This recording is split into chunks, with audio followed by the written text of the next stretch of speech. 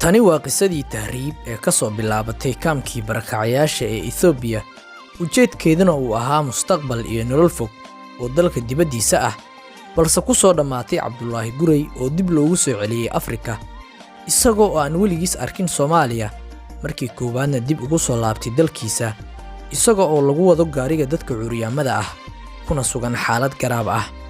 Haddaba maxaa ku dhacay? Maxayse tahay qisada xanuunka iyo murugada badan ee ku duugan sheekada Cabdullaahi Gurey?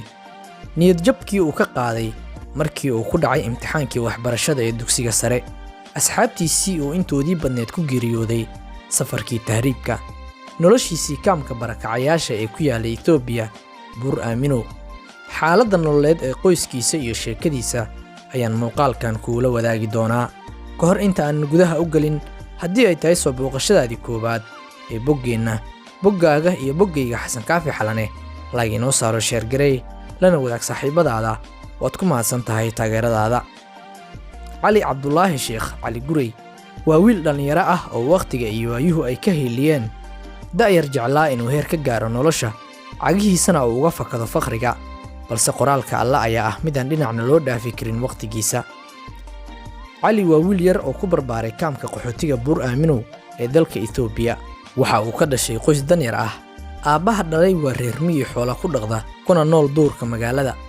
Hooyada dhashay Cabdullaahi ee juhdiga iyo tacabka gelisay waxa ay ku nooleyd kaamka barakacayaasha ee Buur Aaminow in muddo ah, isaga oo ku jira waxbarashada, qoyskiisana lafdhabar u ah.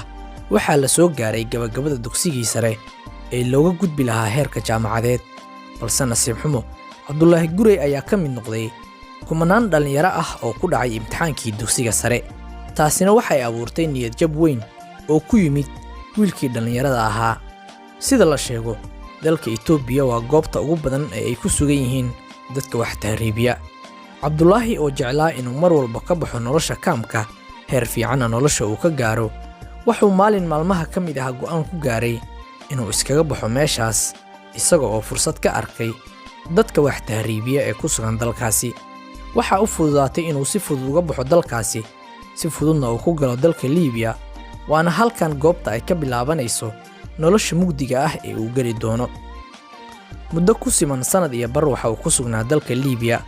Sida caadada ah, markii aad tahay tahriibe, weliba aad ku sugan tahay Liibiya, gacantana aad u gasho magafayaasha, waxaa dhaqan iyo caado u ah in dadka ay siiyaan maalinkii oo dhan hal xabo oo rooti ah iyo galaas biyo ah, xataa haddii aad lacag dhiibatay.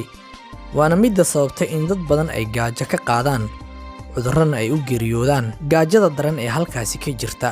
Dadka qaarkood ayaana cudurro ka qaada, cudurradaasina waxay sababaan in dadkaasi ay u geeriyoodaan. Ma huba in qoyska wiilkani ay awoodi waayeen qarashka iyo in kale, balse markii aan sameeyey xiriiro dhanka asxaabtii Cabdullaahi ay isla soo koreen, waxa ii suura gashay inaan helo mid ka mid ah dadkii ugu dhowaa oo aysan in muddo ah ismaqlin. Waxa uuna igu yiri sidan: iskuulaas laga jirnay waxbarashadaas ka soo qayb qaadanay, marka xaamaadka oo iskuulaadka deegaanka adiga oo macnaha Ethiopia waa lagu wada daataa, marka ardayda jab iyo wax un bay macnaha Liibiya la galeen. Mafahad sax, imtixaankii waxbarashada xoogaa ku adkaaday. waxbarashada adiga macnaha madaxweynaha oo macnaha dadka adiga boqolkiiba 90% waxaa badbaadaysa oo adiga 200 mise badbaadaysa adiga inta dhacaysa farabadan. Sax, marka daniyo qof dhalinyaro sanadan wax soo baranayo waa dhacda dil laana niyad baa mugtahay inuu wadanka ka tago, si inuu meel kale barnaamij kale uu raadiyo waa mugtahay. sax, marka daniyo yarkaas saas oo meesha uga tagay muddo sanadii bar uu maqan yahay.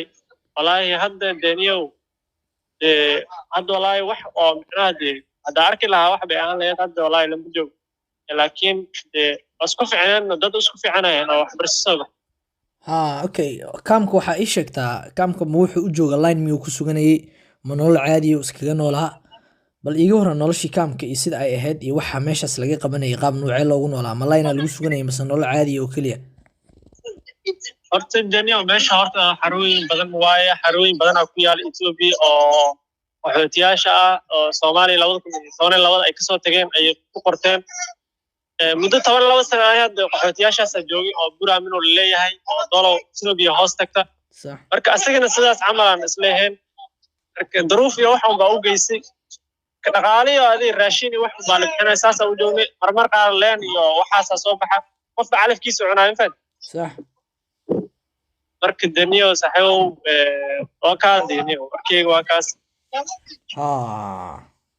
nasiibka iyo calafku waa halkooda qof walbana ma u noqoto noloshu sida uu rabo cabdullaahi gurey uma suuro gelin wixii uu rajeynayay ee ahaa inuu dibadaha aado waxaana dib loogu soo celiyey Afrika isagoo xaalad garaab ah ku jira balse sheekada murugada badan ayaa ah in cabdullaahi weligiis uusan Soomaaliya arkin markii ugu horreysay dalkiisana dib loogu soo celiyey isaga oo lagu riixayo gaariga dadka cuuriyamada ah oo xaalad adag ku jira halkaas markii ay marayso waxaan xasuustay heystii ahayd haybad waxaad ku leedahay dalkaaga hooyo haddaba saaxiib haddii aad ila soo gaartay ilaa ay dhammaadka muuqaalkan waxaan ku xasuusinayaa inay muhiim inoo tahay inaad sheergarayso muuqaalkan dhanka kale waxaan u mahadcelinayaa dhammaan saaxiibada ku xiran boggeenna ee sida joogtada ah inoola socda mar walbana qayb ka qaata barnaamijyada waxtarka leh ee bulshada Soomaaliyeed aan u gudbino muuqaalkan wuxuu fariin iyo sidoo kale tusaale u noqonayaa dhalinyarada Soomaaliyeed ee jecel inay ka tahriibaan dalkooda